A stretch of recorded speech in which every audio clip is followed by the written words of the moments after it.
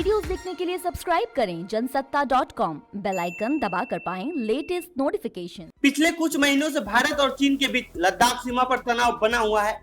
इस बीच भारतीय सेना ने चीनी सेनाओं द्वारा भारतीय चौकी पर कब्जा किए जाने की कोशिश को एक बार फिर नाकाम कर दिया है। सोमवार यानी 7 सितंबर की रात चीनी सैनिकों ने भारतीय सेना को उकसाने के लिए हवा में कुछ राउंड फायरिंग की थी। हालांकि भारतीय सेना उनके उकसावे में नहीं आई। इस घटना के नाकाम होने के बाद एक बार फिर भारत और चीन की सेना के सैनिक आमने सामने आए हैं। पैंगोंग के पास रेजांग ला में करीब 40 से 50 सैनिक दोनों ओर से आमने सामने आए। तो आइए जानते हैं इस रिपोर्ट में 8 पॉइंट में एक एक कर इस घटना के बारे में।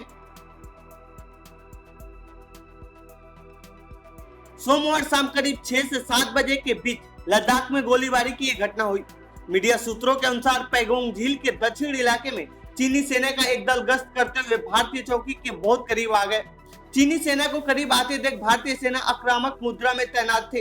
इस दौरान भारतीय सेना पर हावी होने के इरादे से चीनी सैनिकों ने हवाई फायरिंग की, लेकिन भारतीय सेना अपने पोस्ट पर तैनात ही रहे। भारतीय सेना ने इस मामले में बयान जारी कर कहा है कि फायरिंग करने वाले चीन के पीएलए यानी पीपुल लिबरेशन आर्मी के सैनिक थे, जो एलएसी पर भारतीय चौकी करीब आकर हवा में कुछ राउंड फायरिंग कर भारतीय सेना को उकसाने की कोशिश की, लेकिन भारतीय सेना ने संयम दिखाते हुए कोई फायरिंग नहीं की। इसके बावजूद चीनी सैनिकों ने भारत पर फायरिंग करने का आरोप लगाए हैं। चीनी पीपुल्स लिबरेशन आर्मी के प्रवक्ता कर्नल झांग सुइली ने कहा कि और चीन भारतीय सीमा के पश्चिमी खंड बंगोंग हुनान में प्रवेश किया। इस ऑपरेशन के दौरान भारतीय सेना के प्रतिनिधित्व करने वाले चीनी सीमा पर तैनात सैनिकों को धमकियां दी, जिसके बाद चीनी सैनिकों ने जवाबी कार्रवाई करने के दौरान फायरिंग की। भारतीय सेना ने भारतीय सैनिकों के चीनी क्षेत्र में होने के दावे को खारिज कर दिया है। सेना ने कहा है कि किसी भी स्तर पर भारतीय सेना ने एलएसी पार नहीं किया है, न ही किसी भी तरह के गोलीबारी या आक्रामक साधन का उपयोग किया है। एलएसी पर तनावपूर्ण हालात को देखते हुए इस मामले में केंद्रीय कैबिनेट की सुरक्षा समिति की बैठक बुलाई गई है। यह बैठक शाम 6 बजे प्रधानमंत्री आवास पर होगी। इससे पहले रक्षा मंत्री राजनाथ सिंह, सीडीएस बिपिन रावत और तीनों सेनाओं के प्रमुख के साथ बैठक हो सकती है।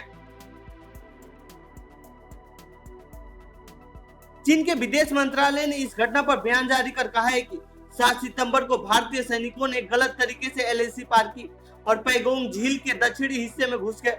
भारतीय सैनिकों ने बॉर्डर पर उन सैनिकों पर फायरिंग की जो वहां बातचीत के लिए गए थे। विदेश मंत्रालय के प्रवक्ता ने कहा कि भारतीय फौज की ओर से नियमों को तोड़ने की वजह से हमारी सेना ने जरूरी कदम उठाए ताकि यथास्थिति बनी रहे। भारत के सैनिकों ने एलएसी पर भड़काने वाली कार्रवाई को अंजाम दिया है। साथ ही उन्होंने कहा कि हमने अपने राजनयिक और सैन्य चैनलों के माध्यम से भारत को कहा है कि वो खतरनाक कदम न उठाए और एलएसी का उल्लंघन करने वाले सैनिकों पर कार्रवाई करे। भारत और चीन के बीच लंबे समय से चल रहे विवाद के बीच गोलीबारी की यह घटना कई महीनों से लद्दाख क्षेत्र में चल रहे तनाव का नतीजा है। इसके मद्देनजर 29-30 अगस्त को तनाव बढ़ गया, जब भारतीय सेना ने भारतीय क्षेत्र पर कब्जा करने के लिए चीन द्वारा एक और प्रयास को नाकाम कर दिया था। बता दें कि इस फायरिंग से एक दिन पहले यानी रविवार को भारतीय और चीनी सेना के बीच तनाव को शांत करने के लिए बैठक हुई थी। पूर्वी लद्दाख में भारतीय सेना और चीनी सेना के बीच लगातार बातचीत का दौर चल रहा है। हालांकि अभी तक किसी तरह का समाधान निकालने में बैठक विफल रही है। तो ये थी पूर्वी लद्दाख पर 7 सितंबर की रात हुए फायरिंग पर हमारी रिपोर्ट। आपको कैसी लगी यह रिपोर्ट कमेंट सेक्शन में बताएं। साथ ही इस पूरे मामले पर आप क्या कहना चाहते हैं कमेंट बॉक्स में लिखें। बाकी देश दुनिया की खबरों के लिए बने रहिए जनसत्ता के साथ। धन्यवाद।